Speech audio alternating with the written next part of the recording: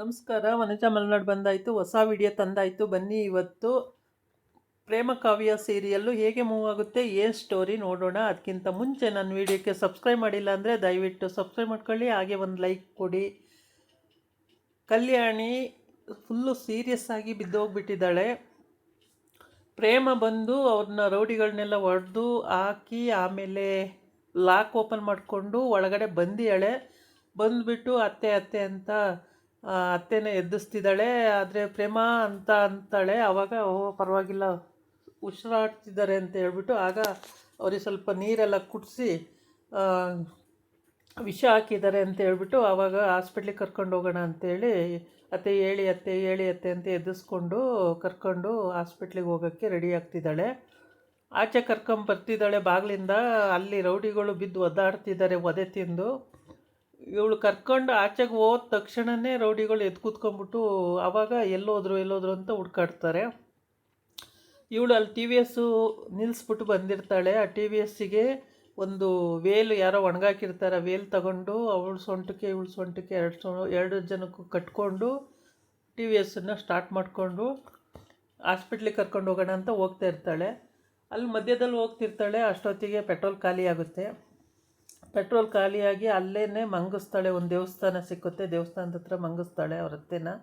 ಮಂಗಿಸ್ಬಿಟ್ಟು ದೇವ್ರ ಹತ್ರ ಕೇಳ್ಕೊತಾಳೆ, ದೇವರೇ ಯಾಕೆ ಇಂಥ ಕಷ್ಟ ಕೊಟ್ಟೆ ನನಗೆ, ನಮ್ಮ ಅತ್ತೆಗೆ ಇಂಥ ಕಷ್ಟ ಕೊಡಬೇಕಾ ನೀನು ನಾನೇನು ಮಾಡಲಿ, ಯಾರು ಅಂದರೆ ಯಾರಿಲ್ಲ ಇವಾಗ, ನಾನು ಹಿಂಗೆ ಈಗ ಅವ್ರನ್ನ ಹಾಸ್ಪಿಟ್ಲಿಗೆ ಕರ್ಕೊಂಡು ಹೋಗಲಿ, ಆ ಪೆಟ್ರೋಲ್ ಬೇರೆ ಖಾಲಿ ಆಯಿತು, ನೀನೇ ಕಾಪಾಡಬೇಕಪ್ಪ ಅಂತಾಳೆ.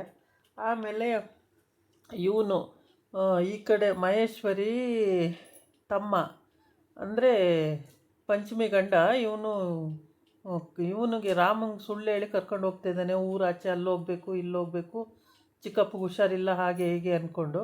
ಆದರೆ ಎಲ್ಲಿ ಕರ್ಕೊಂಡು ಹೋಗ್ತಿದ್ದಾನೆ ಅಂತ ಅವನಿಗೆ ಗೊತ್ತಿಲ್ಲ, ಸುಮ್ಮನೆ ಸುತ್ತಿಸ್ತಾ ಇದ್ದಾನೆ. ರಾಮ ಅದನ್ನು ನಂಬ್ಕೊಂಡು ಹೋಗಿದ್ದಾನೆ. ಏನೂ ಮಾಡೋಕ್ಕಾಗ್ತಾಯಿಲ್ಲ. ಈಗ ಫೋನ್ ಬೇರೆ ಇವನು ಕಿತ್ತಿಟ್ಕೊಂಡಿದ್ದಾನೆ. ಅಂದರೆ ಚಿಕ್ಕಪ್ಪಗೆ ಹುಷಾರಿಲ್ಲ ಅಂತೇಳಿ ಅವನು ಆ ಟೆನ್ಷನಲ್ಲಿದ್ದಾನೆ. ಇವಳು ಫೋನ್ ಮಾಡಿ ಮಾಡಿ ಮಾಡಿ ಸಾಕಾಗ್ತಿದ್ದಾಳೆ. ಎಷ್ಟು ಸಲ ಫೋನ್ ಮಾಡಿದ್ರು ಫೋನ್ ಎತ್ತಾ ಇಲ್ಲ. ಯಾಕೆಂದರೆ ಅವನು ಸ್ವಿಚ್ ಆಫ್ ಮಾಡ್ಕೊಬಿಟ್ಟಿದ್ದಾನೆ. ಹಾಗಾಗಿ ಫೋನ್ ಎತ್ತಾ ಇಲ್ಲ. ನಾಟ್ ರೀಚಬಲ್ಲು, ಸ್ವಿಚ್ ಆಫ್ ಅಂತ ಬರ್ತಾಯಿದೆ. ಆಮೇಲೆ ಇವಳು ಹಾಸ್ಪಿಟ್ಲಿಗೆ ಕರ್ಕೊಂಡು ಹೋಗಿ ಹೆಂಗೋ ಯಾರೋ ಸಹಾಯ ಮಾಡ್ತಾರೆ, ಕರ್ಕೊಂಡು ಹೋಗ್ತಾಳೆ ಅಂತ ಇಟ್ಕೊಳ್ಳೋಣ. ಕರ್ಕೊಂಡು ಹೋದರೆ ಹಾಸ್ಪಿಟ್ಲಿಗೆ ಪಾಪ ಅಲ್ಲಿ ದೇವಸ್ಥಾನದ ಹತ್ರ ಮಂಗಿಸಿರ್ತಾಳೆ ಒಂದು ಮರ ಇದ್ರ ಹತ್ರ. ಪಾಪ ಅವಳು ಎಷ್ಟು ಒದ್ದಾಡ್ತಿದ್ದಾಳೆ ಅಂದರೆ ಹಾಗೆ ಪಾಪ ಒದ್ದಾಡ್ತಿದ್ದಾಳೆ. ಜೀವ ಹೋಗೋ ತುದಿ ಇದೆ. ಹೊಟ್ಟೆ ಉರಿ ಅವಳಿಗೆ ಅಷ್ಟು ಹಿಂಸೆ ಪಡ್ತಿದ್ದಾಳೆ. ಅದನ್ನು ನೋಡೋಕ್ಕಾಗಲ್ಲ. ಈ ಕಡೆ ಬಂದರೆ ಕಾವ್ಯ ಬೈದ್ಲು ಅಂತೇಳಿ ಇವನು ಸಿಟ್ಕೊ ಹೋಗಿದ್ದಾನೆ. ಸಿಕ್ಕಿಲ್ಲ. ಅವರಪ್ಪ ಅವಳು ಇಬ್ಬರು ಹುಡುಕ್ತಿದ್ದಾರೆ. ಆದರೆ ಎಲ್ಲಿ ಹುಡುಕಿರೂ ಇಲ್ಲ, ಎಲ್ಲಿ ಹೋದ ಅಂತ ಗೊತ್ತಿಲ್ಲ. ಅಪ್ಪನೂ ಟೆನ್ಷನ್ ಆಗಿಬಿಟ್ಟಿದ್ದಾನೆ, ಮಾದೇವ ಎಲ್ಲಿ ಹೋದ ಅಂತೇಳಿ. ಕಾವ್ಯನೂ ಟೆನ್ಷನ್ ಆಗಿದ್ದಾಳೆ. ಫಸ್ಟು ಬೈಯುವಾಗ ಬೈದ್ಬಿಟ್ಲು. ಇವಾಗ ನೋಡಿದ್ರೆ ಅವನೇ ಸೀಟ್ ಕೊಡಿಸಿರೋದು, ಅವನೇ ಓದಿಸ್ತಿರೋದು ಅಂತೆಲ್ಲ ಗೊತ್ತಾದ ಮೇಲೆ ಈಗ ಅವನ ಮೇಲೆ ಕನಿಕರ ಬಂದಿದೆ. ಆದರೆ ಅವನೇ ಇಲ್ಲ, ಎಲ್ಲಿ ಹೊರಟೋದ ಅಂತ ಗೊತ್ತಿಲ್ಲ. ಹಾಗಾಗಿ ಆಮೇಲೆ ಅವಳಿಗೆ ಇವಾಗ ಮಾದೇವ ಬೇಕು ಅನ್ನಿಸ್ತಾ ಇದೆ. ಮಾದೇವ ಸಿಗ್ತಾ ಇಲ್ಲ. ಸರಿ ನೀನು ಹೋಗಮ್ಮ, ಮಲ್ಕೊಂಡಿರು, ಬೆಳಗ್ಗೆಯಿಂದ ಹುಡುಕಿ ಸಾಕಾಗಿದೆಯಾ, ನಾನು ಹುಡುಕ್ತೀನಿ ನೋಡೋಣ ಅಂಥೇಳಿ ರಾತ್ರಿ ಎಲ್ಲ ಹುಡುಕ್ತಾರೆ, ಎಲ್ಲೂ ಸಿಕ್ಕಿರಲ್ಲ. ಇವಳು ಹಾಸ್ಪಿಟ್ಲಿಗೆ ಕರ್ಕೊಂಡು ಹೋದ್ಲು. ಅಲ್ಲಿ ಅಡ್ಮಿಟ್ ಮಾಡಿದ್ದಾಳೆ. ಅವಳು ಸುಸ್ತಾಗ್ಬಿಟ್ಟಿದ್ದಾಳೆ. ಹಂಗಾಗಿ ಡಾಕ್ಟ್ರ್ ಹೇಳಿದ್ರು ಇವ್ರಿಗೂ ಮೇಡಮ್ಗೆ ಸ್ವಲ್ಪ ಇಂಜೆಕ್ಷನ್ ಇದು ಏನದು ಗ್ಲುಕೋಸ್ ಹಾಕಿ ಅಂತ ಹೇಳೋದ್ಲು. ಗ್ಲುಕೋಸ್ ಹಾಕಿ ಅಂದರೆ ಅವಳು ನನಗೇನೂ ಬೇಡ, ನಮ್ಮ ಅತ್ತೆ ಹುಷಾರಾದರೆ ಸಾಕು, ನಮ್ಮ ಅತ್ತೆ ಫಸ್ಟು ಹುಷಾರಾಗಲಿ, ನಾನು ಏನಾದರೂ ಆಗೋಗಲಿ, ನನಗೇನೂ ಬೇಡ, ಹೋಗಿ ನಮ್ಮ ಅತ್ತೆ ನೋಡ್ಕೊಳ್ಳಿ ಫಸ್ಟು ಅಂತ ಕಳಿಸಿದ್ಲು. ಈ ಕಡೆ ಇವ್ರು ದೇವಸ್ಥಾನಕ್ಕೆ ಹೋದವ್ರು 3 ಜನ ಬರ್ತಾರೆ. ಬಂದುಬಿಟ್ಟು ನೋಡ್ತಾರೆ ವಾತಾವರಣ, ರೌಡಿಗಳು ಒದೆ ತಿಂದು ಬಿದ್ದಿದ್ದಾರೆ, ಬಾಗಿಲು ಓಪನ್ ಆಗಿದೆ, ಕಲ್ಯಾಣಿ ಇಲ್ಲವೇ ಇಲ್ಲ, ಏನು ಕತೆ ಇದು ಅಂತ ಗೊತ್ತಾಗ್ತಿಲ್ಲ. ಎಲ್ಲ ದೇವಸ್ಥಾನಕ್ಕೆ ಹೋದವ್ರು ಮನೆಗೆ ಅಚ್ಚುಕಟ್ಟಾಗಿ ಬರ್ತಾಯಿದ್ದಾರೆ, ಸತ್ತೋಗಿರ್ತಾಳೆ ಇಷ್ಟೊತ್ತಿಗೆ ಅಂತ ಹೇಳ್ಬಿಟ್ಟು. ಇಲ್ಲಿ ಬಂದು ನೋಡಿದ್ರೆ ಇಲ್ಲವೇ ಇಲ್ಲ. ಏನು ಕತೆ ಅನ್ನೋದು ಗೊತ್ತಾಗಿಲ್ಲ. ರೌಡಿಗಳು ನೋಡಿದ್ರು ರೌಡಿಗಳು ಒದೆ ತಿಂದು ಒದ್ದಾಡ್ತಾ ಇದ್ದಾರೆ. ಇವಳಿಗೆ ಮಹೇಶ್ವರಿಗೆ ಆಗಲೇ ಕಣ್ಣೀರು ಬರೋಕ್ಕೆ ಸ್ಟಾರ್ಟ್ ಆದವು.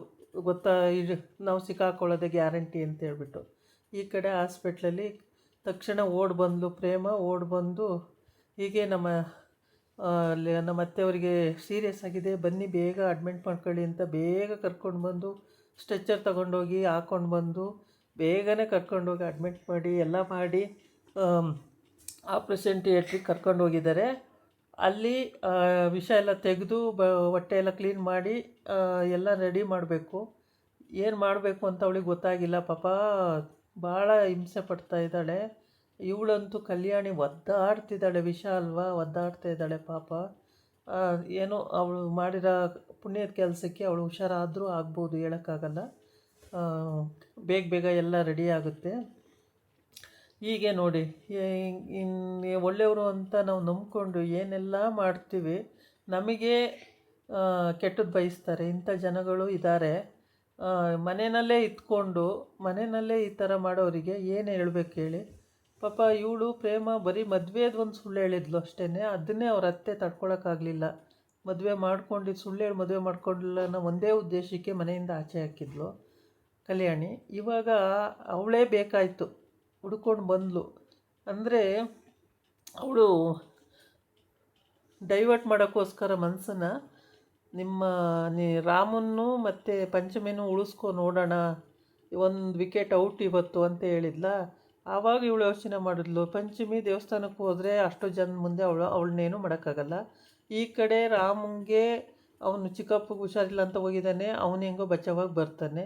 ಇವರಿಬ್ಬರು ಸೇಫ್ ಅಂದಮೇಲೆ ಮತ್ತಿನ್ಯಾರಿಗೆ ಪ್ರಾಬ್ಲಮ್ ಆಗಿರೋದು ಅಂತ ಹೇಳ್ಬಿಟ್ಟು ಆಗ ಯೋಚನೆ ಮಾಡಿ ಕಲ್ಯಾಣಿ ಅತ್ತೆ ಹುಷಾರಿರಲಿಲ್ಲ, ಕಲ್ಯಾಣಿ ಅತ್ತೆಗೆ ಏನಾರ ಮಾಡಿಬಿಟ್ಟಿದ್ದಾರೆ ಇವರು ಅಂತ ಹೇಳ್ಬಿಟ್ಟು ಕಲ್ಯಾಣಿ ಅತ್ತೆನ ಹುಡ್ಕೊಂಡು ಹೋದ್ಲು. ಸದ್ಯ ಆ ಟೈಮಿಗೆ ಕರೆಕ್ಟಾಗಿ ಅವಳಿಗೆ ತಲೆ ಓಡಿ ಕಲ್ಯಾಣಿನ ಹುಡುಕೊಂಡು ಹೋಗಿದ್ದಕ್ಕೆ ಕಲ್ಯಾಣಿ ಉಳ್ಸೋಕ್ಕೆ ದಾರಿ ಆಯಿತು. ಇಲ್ಲ ಅಂದಿದ್ರೆ ಪಾಪ ಕಲ್ಯಾಣಿ ಹೋಗ್ಬಿಟ್ಟಿರೋಳು.